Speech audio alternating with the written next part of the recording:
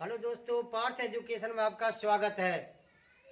तो दोस्तों, आज अपन ऐसी वीडियो बनाएंगे, अगर आपको वो पसंद आए तो आपको सबसे पहले हमारे चैनल को लाइक करना है, सब्सक्राइब करना है और शेयर करना है, और बेल आइकन का जो बटन है उसको आपको दबाना है।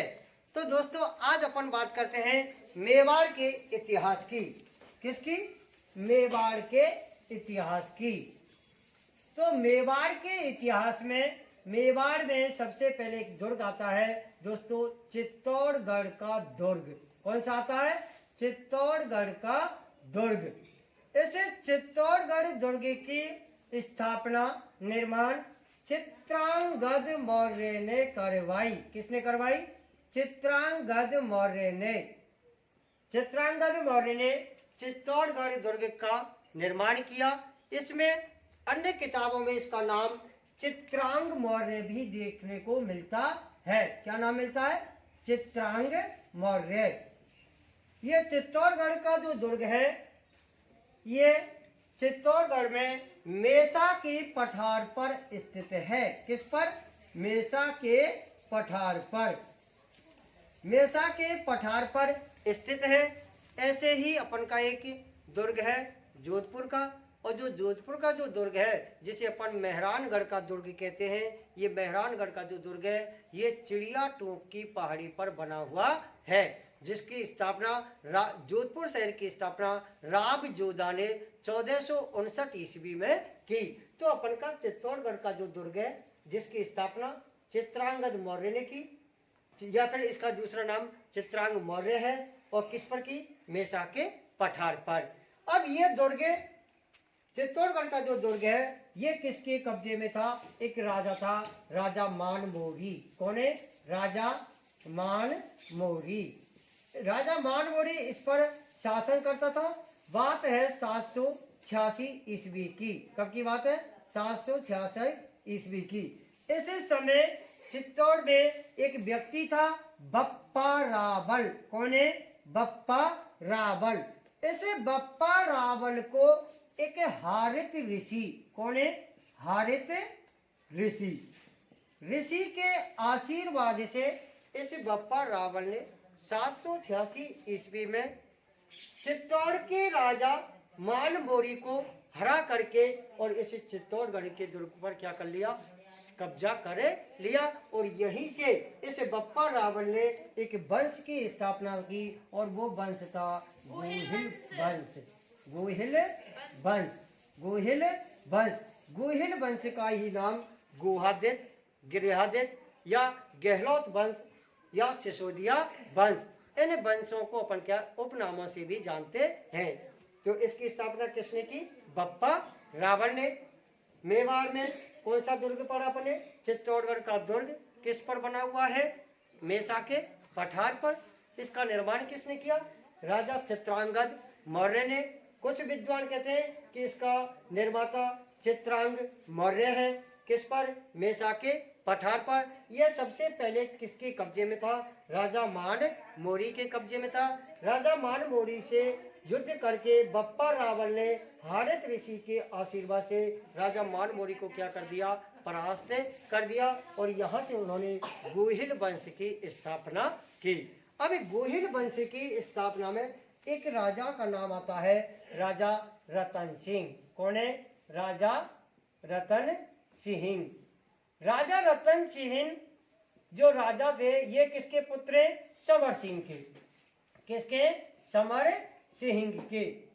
तो समर सिंह के दो पुत्र हुए। एक पुत्र का नाम क्या है? राजा रतन सिंह, और दूसरा पुत्र था इसका कुंभकर्ण। कौन है? कुंभकर्ण। तो कुंभकर्ण तो कहां पर चला गया? नेपाल चला गया, और नेपाल में इसने शाही वंश की स्थापना की। किस वंश की? शाही वंश की। तो नेपाल में शाही वंश की स्थापना किसने की? कुंभकर्ण ने। कुंभकर्ण कौन था? रतन सिंह का भाई था और समर सिंह का पुत्र। तो इसी समय दिल्ली में जो अपन का ये है, कौन है? देहली। देहली में इस समय सल्तनत कालीन शासन व्यवस्था थी। कौन थी? सल्तनत कालीन शासन व्यवस्था। और इस सल्तनत कालीन शासन व्यवस्था में सबसे पहले जो वंश आता है वो सब वंश है अपन का गुलाम वंश। क्या है? गुलाम वंश। और गुलाम वंश की जो स्थापना की थी वो की थी कुतुबुद्दीन ऐबक। किसने की? कुतुबुद्दीन ऐबक। ये वही कुतुबुद्दीन है जिसने दिल्ली में कुतुब मीनार का निर्माण किया। तो कुतुबुद्दीन ऐबक ने किस वंश की स्थापना की? गुलाम वंश की। कब? 1296 के आस पास। गुलाम वंश के बाद दूसरा जो वंश आता है वो आता है अपन का खिलजी वंश। और खिलजी वंश का जो संस्थापक है वो संस्थापक है जलालुद्दीन खिलजी। जलालुद्दीन खिलजी। जलालुद्दीन खिलजी वंश में एक और शासक आता है जलालुद्दीन खिलजी का भतीजा अलाउद्दीन खिलजी, जिसको आज अपन इस टॉपिक में बड़ी विस्तृत अध्ययन से अपन अध्ययन करेंगे। कौन है? अलाउद्दीन खिलजी। तो खिलजी वंश में दो शासक हुए, एक तो जलालुद्दीन खिलजी और एक अलाउद्दीन खिलजी। गुलाम वंश का संस्थापक कौन है? कुतुबुद्दीन ऐबक। कुंभकर्ण कौन था? कुंभकर्ण रतन सिंह का भाई था और समर सिंह का पुत्र। और कुंभकर्ण कहाँ चला गया? नेपाल चला गया। जिसने क्या की? शाही वंश की स्थापना की। शाही वंश की क्या की? स्थापना की। तो ये अपन ने एक तरह से जो मॉडल है वो अपन ने तैयार कर लिया है। यानी सबसे पहले क्या है अपन का? मेवाड़ था। मेवाड़ में कौन सा दुर्ग था? चित्तौड़गढ़ का दुर्ग। ऐसे चित्तौड़गढ़ दुर्ग का निर्माण राजा चित्रांगद मौर्य ने करवाया, या फिर दूसरा नाम इसका क्या मिलता है? चित्रांग मौर्य। और ये किसके पठार पर? मेसा के पठार पर। ये चित्तौड़गढ़ का जो दुर्ग था ये पहले किसके कब्जे में था? राजा मानमोरी के कब्जे में था। सन 786 ईस्वी के आसपास बप्पा रावल ने हारित ऋषि के आशीर्वाद से ये राजा मानमोरी को क्या किया? परास्त किया। और उसने गोहिल वंश की क्या कर दी? स्थापना। और यहाँ से गोहिल वंश का एक राजा जो अपन पढ़ेंगे क्या? राजा रतन सिंह। रतन सिंह किसका पुत्र था?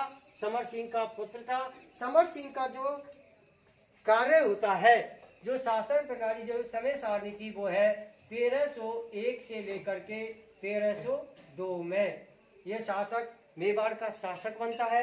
और उसके बाद उसका पुत्र आता है कौन? रतन सिंह। और रतन सिंह शासक रहेगा 1302 से लेकर के 1303 तक। कब तक रहेगा? 1302 से लेकर के 1303 तक शासक रहेगा।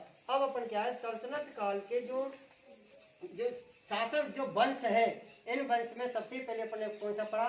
गुलाम वंश, जिसका संस्थापक कौन है? कुतुबुद्दीन ऐबक। उसके बाद खिलजी वंश, और खिलजी वंश का संस्थापक कौन है? जलालुद्दीन खिलजी। और उसका दामाद जो भतीजा था वो कौन है? अलाउद्दीन खिलजी। उसके बाद जो तीसरा जो वंश आता है सल्तनत काल का वो है तैयद वंश। कौन है? तैयद वंश। कौन सा आता है? तैयद वंश। और तैयद वंश के बाद आता है चौथा सैयद वंश। सैयद वंश। तैयद वंश का ही दूसरा नाम अपन इसको कह देते हैं तुगलक वंश। कौन सा? तुगलक वंश। तो पहला वंश कौन सा है? गुलाम वंश। दूसरा कौन सा है? खिलजी वंश। तीसरा वंश कौन सा है? तुगलक वंश। चौथा का है सैयद वंश। और लास्ट जो वंश था सल्तनत कालीन शासन व्यवस्था का वो है अपन का लोधी वंश। क्या है? लोधी वंश। और लोधी वंश का जो संस्थापक है वह है बहलोल लोधी। कौन है? बहलोल लोधी। ये वही बहलोल लोधी। और बहलोल लोधी का पुत्र कौन होता है? इब्राहिम लोधी। कौन है? इब्राहिम लोधी। इब्राहिम लोधी, ये वही इब्राहिम लोधी है जो अपन पानीपत का प्रथम युद्ध कब हुआ? 1526 में। जी बिल्कुल, कब हुआ? 1526 में पानीपत का प्रथम युद्ध होता है। इस प्रथम पानीपत के प्रथम युद्ध में मुगल वंश का संस्थापक कौन? बाबर। बाबर इब्राहिम लोदी को क्या कर देगा, परास्त कर देगा।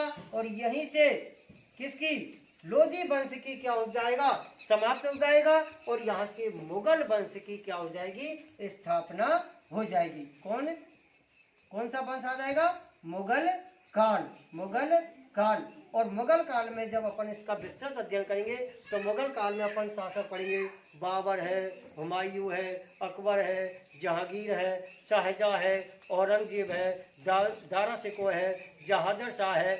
और अंतिम जो मुगल साम्राज्य का जो शासक है वो है अपन का 1857 की क्रांति के समय वो राजा था बहादुर शाह जफर। तो 1526 से लेकर के, कब, 1526 से लेकर के 1857 तक किसका शासन रहेगा, मुगलों का शासन दिल्ली पर रहेगा। तो लोदी वंश का जो समाप्त किया था वो किसने किया था, बाबर ने। कब, 1526 ईस्वी में। किसको हरा करके, इब्राहिम लोदी को हरा करके। किस युद्ध में, पानीपत के प्रथम युद्ध में। ये तो अपन की बात हुई थी सल्तनत कालीन शासन व्यवस्था। अब ऐसे वंश को क्रम से ध्यान रखने के लिए अपन क्या करते हैं, एक शॉर्ट ट्रैक से बना करते हैं। तो जैसे अपन कहते हैं कि गुलाम वंश, तो गु खा, अपन क्या लिख रहे, गु खा, काय में खा भैया, तसली में रख कर, किस में खा, गु खा तसली में रख कर। तो गु से क्या हो गया, गुलाम वंश, खे से क्या हो गया, खिलजी वंश, ते सैयद वंश या तुगलक वंश, और सहते सैयद वंश, और लेते लोधी वंश। तो ये अपन को सल्तनतकालीन शासन व्यवस्था को पढ़ने का ये शॉर्ट सूत्र है। तो अब अपन पढ़ते हैं कि अपन ने पढ़ा था कि मेवाड़ का जो राजा है वो कौन है, राजा रतन सिंह। अब इसी समय क्या होता है कि भारत के दक्षिण में एक द्वीपीय प्रदेश है जिसे अपन कहते हैं श्रीलंका। और श्रीलंका का प्राचीन नाम क्या मिलता है, सिंहल प्रदेश। तो उस सिंहल प्रदेश में एक राजा था, राजा गंधर्व सेन। तो अपन ने क्या पढ़ा कि भारत है, ये अपन का क्या है, भारत है। ऐसे भारत में, भारत के दक्षिण में, भारत के दक्षिण में कौन है, एक सिंघल प्रदेश है। कौन सा है, सिंघल प्रदेश। तो ये अपन का क्या है, सिंघल प्रदेश, सिंघल प्रदेश। सिंघल प्रदेश को वर्तमान में अपन क्या कहते हैं, श्रीलंका के नाम से जानते हैं। किसके नाम से जानते हैं, श्रीलंका के नाम से जानते हैं।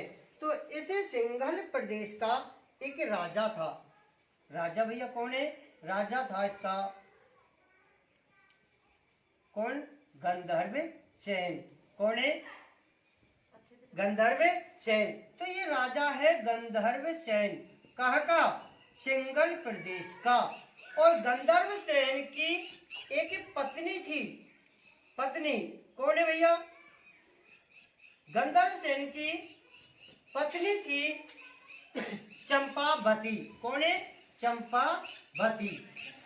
तो सिंघल प्रदेश का राजा कौन है, गंधर्व सेन, और गंधर्व सेन की पत्नी कौन है, चंपावती। गंधर्व सेन और चंपावती से एक राजकुमारी का जन्म हुआ। कौन है भैया, राजकुमारी।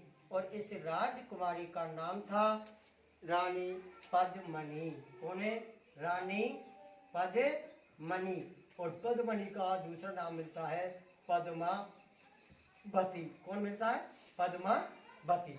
देखो अपन ने क्या पढ़ा, ये अपन का क्या है, राजस्थान है। राजस्थान में ये कौन सा है, मेवाड़। ये कौन सा है, मेवाड़।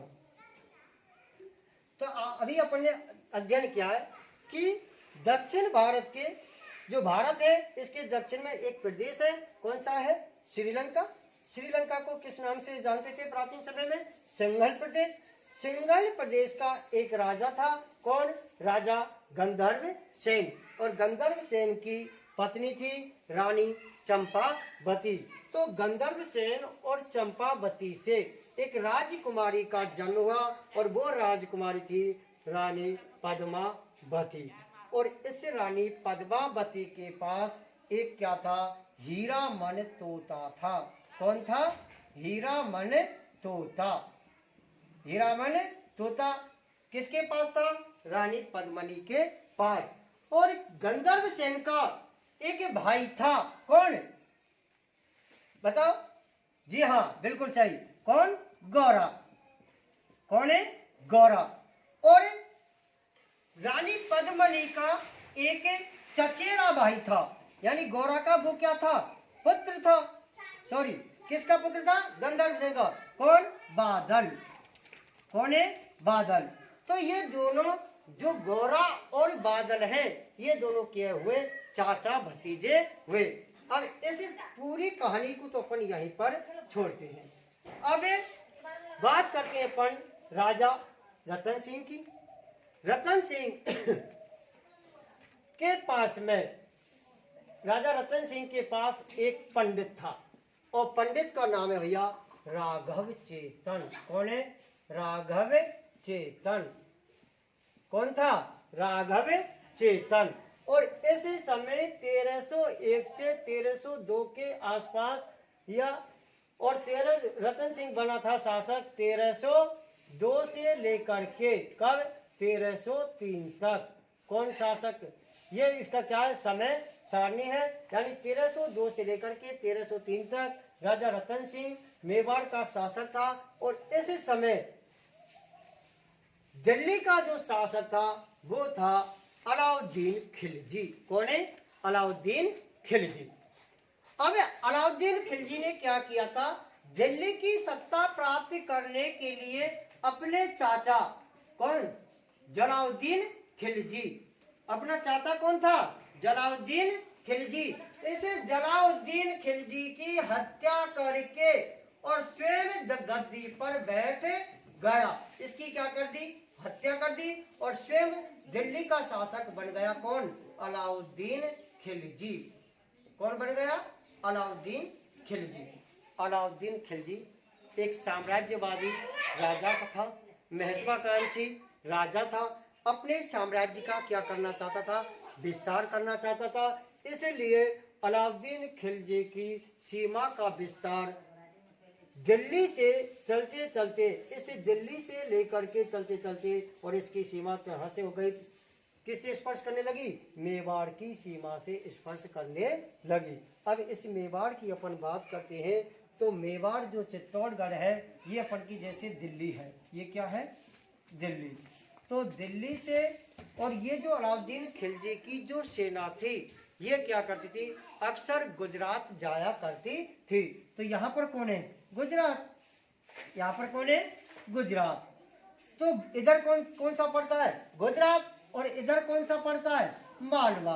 इधर कौन सा पड़ता है, मालवा। यानी ये मेवाड़ है, मेवाड़ से इधर की तरफ कौन सा पड़ेगा, मालवा। ये क्या पड़ेगा, मालवा।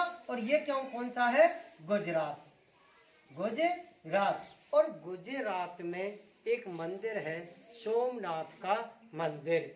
तो अलाउद्दीन की सेना, अलाउद्दीन खिलजी की जो सेना थी, ये क्या करती थी, गुजरात में जाती थी, और वहां से हिंदू मंदिरों को तोड़ करके, और वहां पर जो मंदिरों में जो शाही खजाना होता था, जो हीरे सोने की जो चीजें, वस्त्र जो चीजें होती थी, उनको अपने साथ लेकर के और वापस कहाँ ले जाते थे, वो दिल्ली ले जाते थे। तो उनको दिल्ली से मेवाड़, और मेवाड़ से जाकर के वो कहाँ जाते थे, गुजरात जाते थे। तो या तो आप वो गुजरात चले जाइए, या दिल्ली से मेवाड़ होकर के कहाँ जाते थे, वो मालवा जाते थे।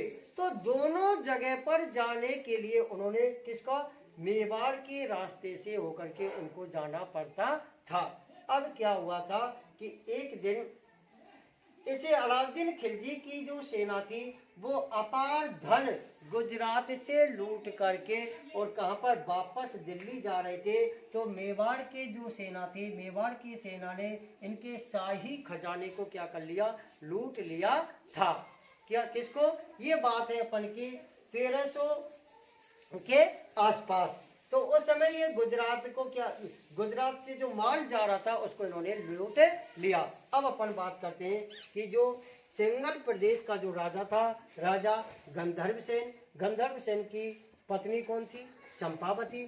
चंपावती और गंधर्व सेन की जो राजकुमारी थी वो कौन थी? पद्मावती। और पद्मावती के पास क्या था? एक हीरामन नाम का एक तोता था। ये तोता उड़ करके कहाँ से? मेवाड़, श्रीलंका से उड़ करके, और ये जग गया था दक्षिण भारत को पूरे को पार करते हुए। और ये अपन का एक राजस्थान में एक राज्य है झालावाड़। तो झालावाड़ में जाकर के ये हीरामन तोता एक शिकारी के हाथ लग जाता है। तो उस शिकारी ने उस हीरामन तोते को पकड़ करके, और ये शिकारी क्या करता है? एक मेवाड़ का एक पंडित था, और उस पंडित को ये क्या कर देता है? उसको बेच देता है। और वही पंडित उस हीरामन तोते को किसके पास पहुंचा देता है? मेवाड़ के शासक राजा रतन सिंह के पास पहुंचा देता है। तो ये बात तो हुई अपनी ने किसकी बात की थी? हीरामन तोता की। वो किसके पास पहुंच गया? राजा रतन सिंह के पास पहुंच गया। अब एक दिन राजा रतन सिंह ने उस हीरामन तोते को पिंजरे में क्या कर रखा था?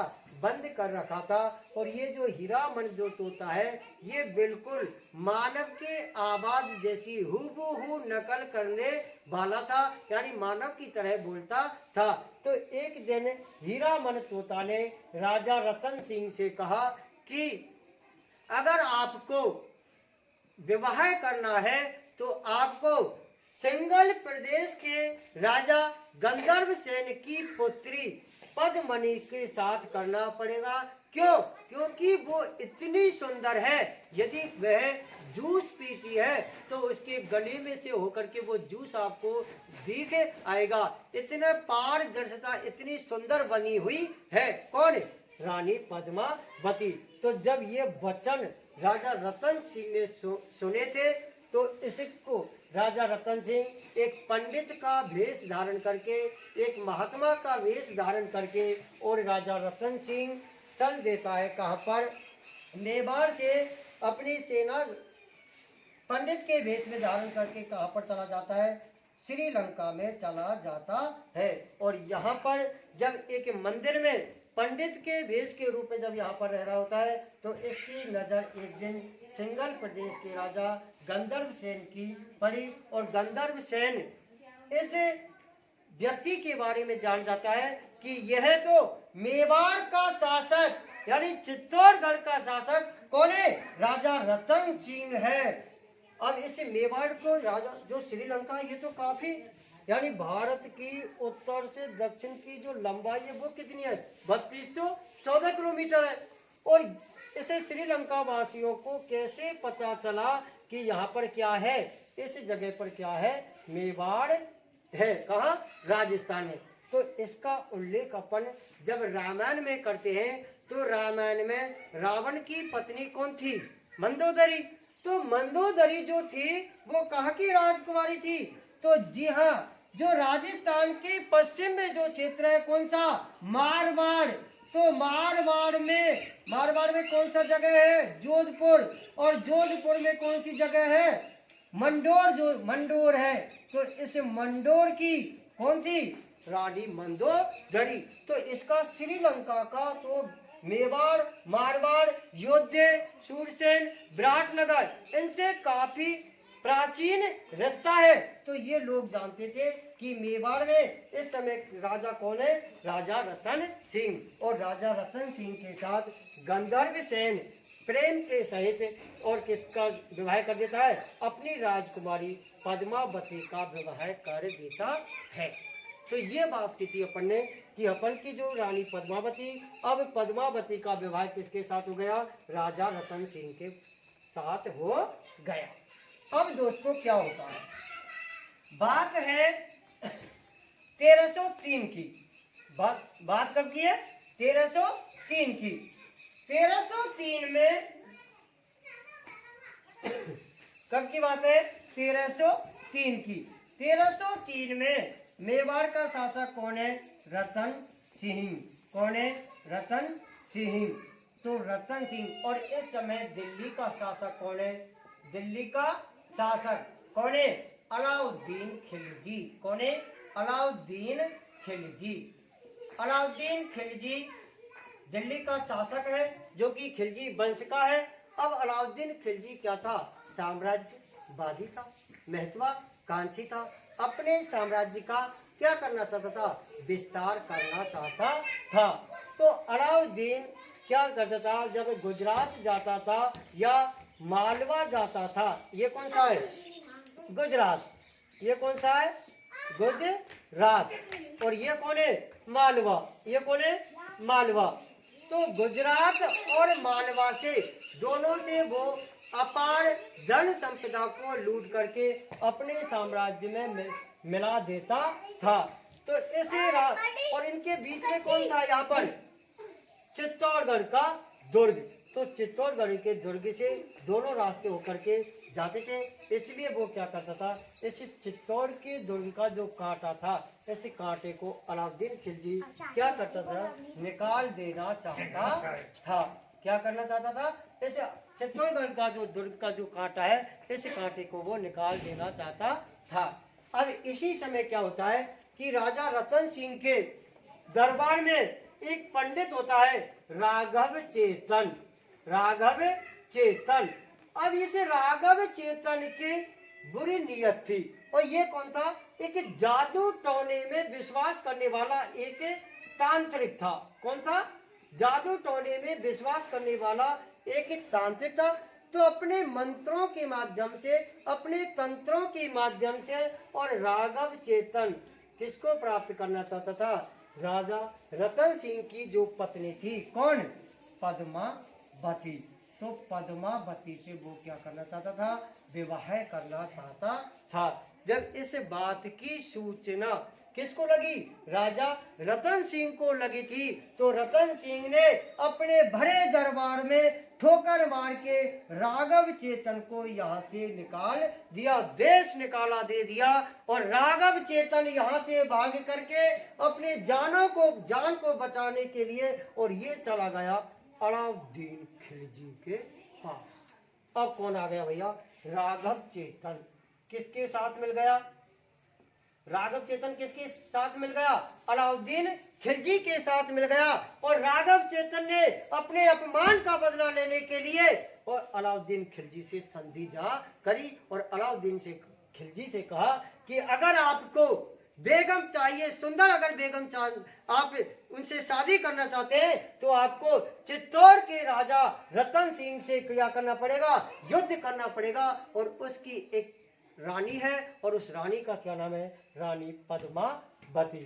तो अलाउद्दीन खिलजी के मन में लालच आ जाता है और वो पद्मावती को प्राप्त करने के लिए और वो चित्तौड़गढ़ पर क्या करता है? आक्रमण करता है। तो दिल्ली से अब क्या होता है दोस्तों? बात है 28 जनवरी 1303 की। कब है? 28 जनवरी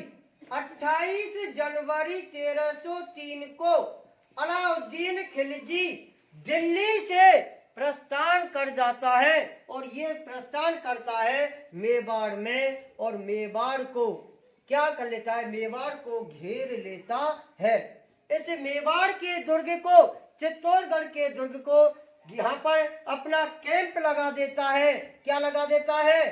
कैंप लगा देता है और शाही सेना को इसी में विश्राम करता है। और इस मेवाड़ के जो दुर्ग था, चित्तौड़ का जो दुर्ग था, इस दुर्ग का घेरा इसने 8 माह तक लगातार इसकी पैरबंदी की। यानी इसका घेरा कितने माह तक रखा? 8 माह तक रखा। अब क्या होता है कि मेवाड़ का जो शासक था, कौन? राजा रतन सिंह। अब ये जो अलाउद्दीन खिलजी था, ये लालची था। ये कहना कि अगर मुझे एक बार क्या करा दो आप, जब 8 माह हो गए, इतने दिन हो गए थे, लगातार घेरा डेरा डाले, तो इसके पास भी किसकी रसद सामग्री की कमी पड़ गई। और इसकी भी जो अलाउद्दीन खिलजी की वो सेना थी, ये भी यहाँ पर क्या पा रही थी? दुख पा रही थी। तो अलाउद्दीन खिलजी और जो चित्तौड़गढ़ का जो दुर्ग था, चित्तौड़गढ़ के जो दुर्ग का जो राजा था, राजा रतन सिंह के बाद एक संधि होती है। अलाउद्दीन खिलजी कहता है कि यदि आप अपनी पत्नी पद्मावती के दर्शन मेरे को आप करा देंगे तो मैं चित्तौड़ को छोड़ करके वापस कहाँ चला जाऊंगा, दिल्ली चला जाऊंगा। तो इस संधि पर मेवाड़ के राजा रतन सिंह इस बात पर सहमति हो जाती है कि मैं आपको मेरी प्रिय पत्नी पद्मावती के क्या करा दूंगा, दर्शन करा दूंगा, लेकिन मैं आपको उसकी छवि, उसकी प्रतिबिंब के क्या कराऊंगा, दर्शन कराऊंगा। तो राजा रतन सिंह ने एक मिरर में, एक कांच के अंतर्गत किसके, रानी पद्मावती के क्या कराए थे, दर्शन कराए थे। तो इतनी सुंदर रानी को देख करके अलाउद्दीन खिलजी के क्या हो जाते, होश उड़ जाते हैं और उसके दांतों तले उंगली चबा देता कि इतनी सुंदर रानी, और इसको देख करके वो क्या हो जाता है, बेहोश हो जाता है। तो इस प्रक्रिया को देख करके राजा जो अलाउद्दीन खिलजी था ये क्या करता है कि हो न हो मैं इस रानी पद्मावती से क्या करूंगा, विवाह करूंगा। अब जो उसने जो संधि की थी उस संधि को वो भूल जाता है कि चाहे कुछ भी हो मुझे क्या करना है, पद्मावती से विवाह करना है, और पद्मावती इस संधि को मानने से इनकार कर देती है। दोस्तों अब क्या होता है, जब इस बात को संधि को मानने से मना कर देती है कौन, पद्मावती, तो पद्मावती के मना करने पर अलाउद्दीन खिलजी क्या करता है, धोखे से राजा रतन सिंह को अपने दरबार में जो कैंप लगाया था उस कैंप में बुलाता है कि हमें कुछ और संधि करनी है। और संधि करने के बहाने अलाउद्दीन खिलजी राजा रतन सिंह को जबरदस्ती धोखा दे करके और इसको क्या बुला लेते हैं, कैद कर लेते हैं। और कैद करके राजा रतन सिंह को कहां पर ले जाते हैं, दिल्ली में ले जाते हैं। दिल्ली में एक जेल है, उस जेल में शाही जो इसका जो शासन था उसमें एक जेल है, और इस जेल में जाकर के राजा रतन सिंह को यहाँ पर क्या कर देते हैं, बंदी बना देते हैं। जब इसकी सूचना किसको लगी, रानी पद्मनी को जब इसकी सूचना लगी कि मेरे जो भरतार हैं, मेरे जो पति देव हैं वो कहां पर है, अलाउद्दीन खिलजी के कब्जे में जेल में बंद है, तो रानी पद्मावती अलाउद्दीन खिलजी को पत्र भिजवाती है, संदेशा भिजवाती है कि मैं आपसे शादी करने के लिए क्या हूं, सहमत हूं, लेकिन शर्त यह है कि आपको वहां से मैं अपनी सहेलियों के साथ, और मेरी सहेली कितनी है, 1600 सहेलियां, तो 1600 सहेलियों के साथ मैं किसमें बैठ करके, पालकियों में बैठ करके आपके साम्राज्य में, आपके शासन में यहाँ पर मैं आऊंगी। जब ये बात राजा अलाउद्दीन खिलजी के पास पहुंचा, जब ये संदेश, तो अलाउद्दीन खिलजी ने कहा कि ठीक है, आप अपने 1600 सहेलियों के साथ पालकी में बैठ करके आप दिल्ली आ सकती है। और ये संधि यहाँ पर पद्मावती क्या करती है, अपने बुद्धि का प्रयोग करते हुए, और जिन पालकियों में सहेलियों को बैठना था उस पालकियों में छत्रपति राजपूत वीरांगना जो योद्धा थे, उन योद्धाओं को स्त्री का वेश धारण करके 1600 पालकियों में बैठा देती है, और उनके साथ खुद भी कहां पर चली जाती है दोस्तों, दिल्ली चली जाती है।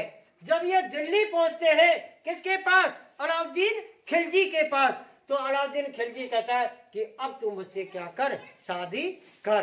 तो पद्मावती ने कहा कि मैं आपसे शादी तो कर लूंगी, लेकिन मेरी क्या है, एक शर्त है कि मैं सबसे पहले मेरे जो प्रियतम है, जो मेरे पति देव है, कौन, राजा रतन सिंह, उनके मैं क्या करना चाहती हूँ, दर्शन करना चाहती हूँ, उनसे मैं मिलना चाहती हूँ, उनसे क्या करना चाहती हूँ, मिलना चाहती हूँ। तो जब राजा रतन सिंह और रानी पद्मनी ये दोनों जब मिलेंगे तो उस समय क्या होता, जो 16 से जो राजपूत जो सहेलियों के रूप में जो गए थे वो क्या करते हैं, पालकियों में से निकल करके और यहाँ पर आक्रमण कर देते हैं और आक्रमण कर करके इस जेल को तोड़ करके और अपने पति को लेकर के और ये कहां पर आ जाते हैं दोस्तों, वापस चित्तौड़गढ़ आ जाते हैं। और चित्तौड़गढ़ जब आ जाते हैं तो अब अलाउद्दीन खिलजी था, वो वापस भला चुपचाप कैसे बैठ सकता है, तो उसने अपनी शाही सेना को तैयार किया और अलाउद्दीन खिलजी के साथ 30,000 सैनिक, कितने 30,000 सैनिकों के पास कहां पर आ जाता है, चित्तौड़गढ़ के दुर्ग को दोबारा से घेर लेता है। और बात है दोस्तों 11 जुलाई 1303 की, कब की, 11 जुलाई 1303 की, 11 जुलाई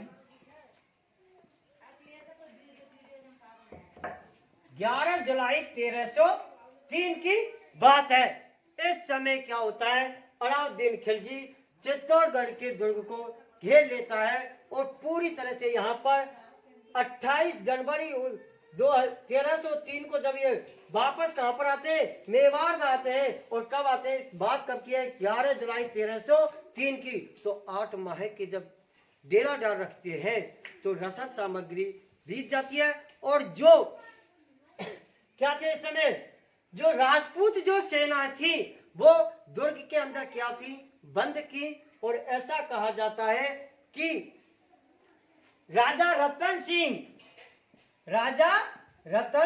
सिंह ये कहां पर चले जाते हैं, अलाउद्दीन खिलजी से केसरिया पगड़ी धारण करके, क्या, केसरिया पगड़ी धारण करके रणभूमि में चले जाते हैं, रणभूमि में युद्ध के मैदान में चले जाते हैं। और केसरिया पगड़ी धारण करते हुए और युद्ध में किसके साथ करते हैं, अलाउद्दीन खिलजी के साथ करते हैं। और युद्ध करते करते क्या हो जाते हैं दोस्तों, वीर गति को प्राप्त हो जाते हैं। तो यहाँ से ध्यान रखना, आपका एक शब्द आया बेटा केसरिया। अब अपन बात करेंगे, एक बात आती है अपन की जोहर की और एक बात आएगी केसरिया की, और एक अगर जोहर और केसरिया को इन दोनों को मिला देते हैं तो वो क्या बन जाता है, शाखा। क्या बन जाता है, शाखा। अब जब इसकी सूचना महलों में रानी पद्मावती को इसकी सूचना मिली कि क्या हो गया, राजा रतन सिंह क्या हो गए, वीर गति को प्राप्त हो गए। तो जब ये उसकी सूचना पूरे दरबार में फैल गई कि राजा रतन सिंह का देहांत हो गया है, तो राजपूत रानी वीरांगनाओं ने रानी पद्मावती के नेतृत्व में और आग में कूद करके, किसमें, आग में कूद करके क्या कर ली, आत्महत्या कर ली। अपने सतीत्व की रक्षा के लिए, अपने चरित्र की रक्षा के लिए उन्हें सल्तनत काल के शासक के जो राज थे, अब उनसे अपने सतीत्व की रक्षा किस प्रकार की जाए, उसने आग में कूद करके आत्महत्या कर ली। तो इसको अपन कहते हैं जोहर। क्या कहते हैं, जोहर। और जब राजपूत शासक केसरिया पगड़ी धारण करके रणभूमि में युद्ध के मैदान में युद्ध करते हुए वीर गति को प्राप्त हो जाते हैं तो उसे अपन कहते हैं केसरिया। और अगर केसरिया और जोहर अगर दोनों एक साथ हो जाते हैं तो उसे अपन कहते हैं शाखा। इस प्रकार से चित्तौड़गढ़ का प्रथम शाखा 1303 ईस्वी को राजा रतन सिंह और रानी पद्मनी के नेतृत्व में हुआ।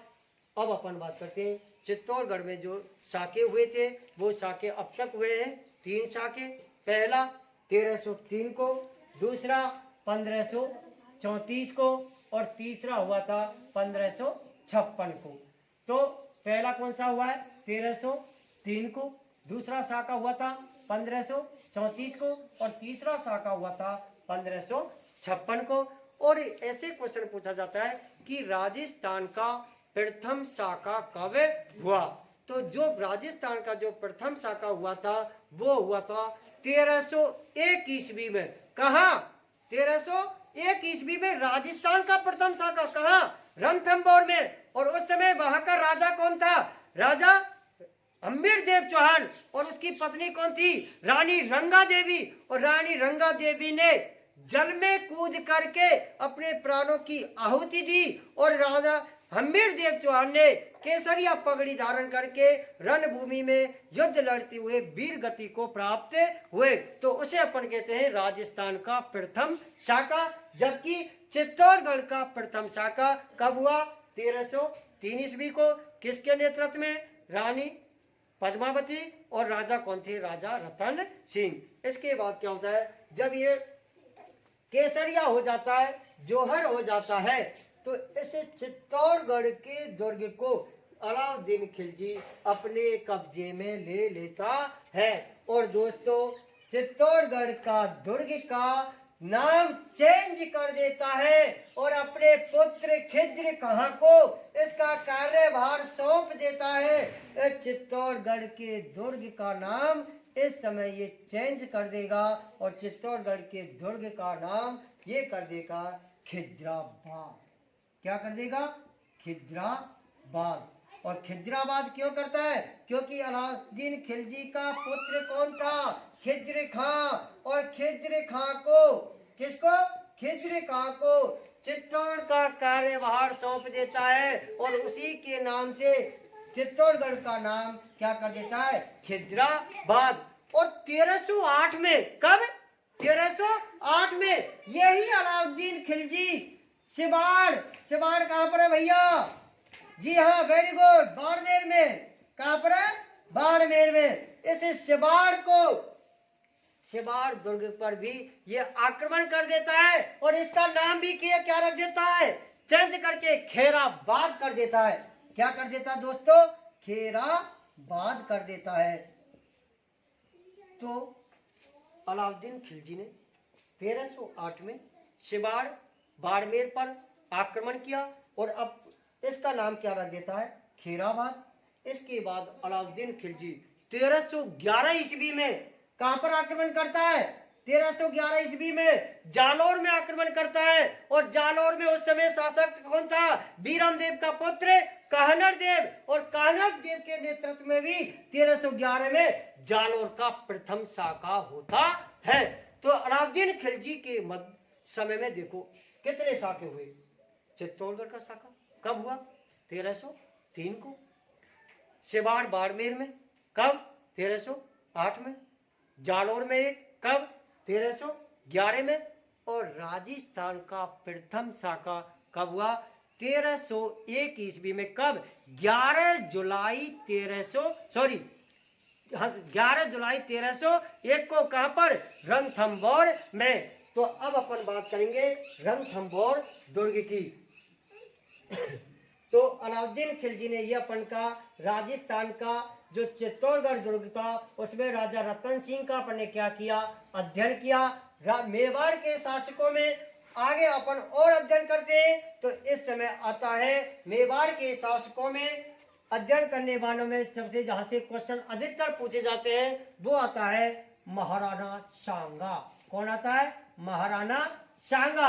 और महाराणा सांगा के बाद मेवाड़ शासक का जो प्रतापी शासक होता है वो कौन होता है? महाराणा प्रताप। तो वही महाराणा प्रताप ये वही है जो अकबर के साथ क्या होता है? इसका युद्ध हुआ था। तो इसका विस्तृत अध्ययन अपन अगली नेक्स्ट वीडियो में करेंगे। अगर आपको वीडियो अच्छी लगी हो, लाइक आई हो, अच्छा लगा हो ध्यान से, तो चैनल को सब्सक्राइब कीजिए, लाइक कीजिए और शेयर कर दीजिए भाई। अपने हौसले को बढ़ाइए। मैं आपका दोस्त अखिलेश डागर। थैंक यू, धन्यवाद।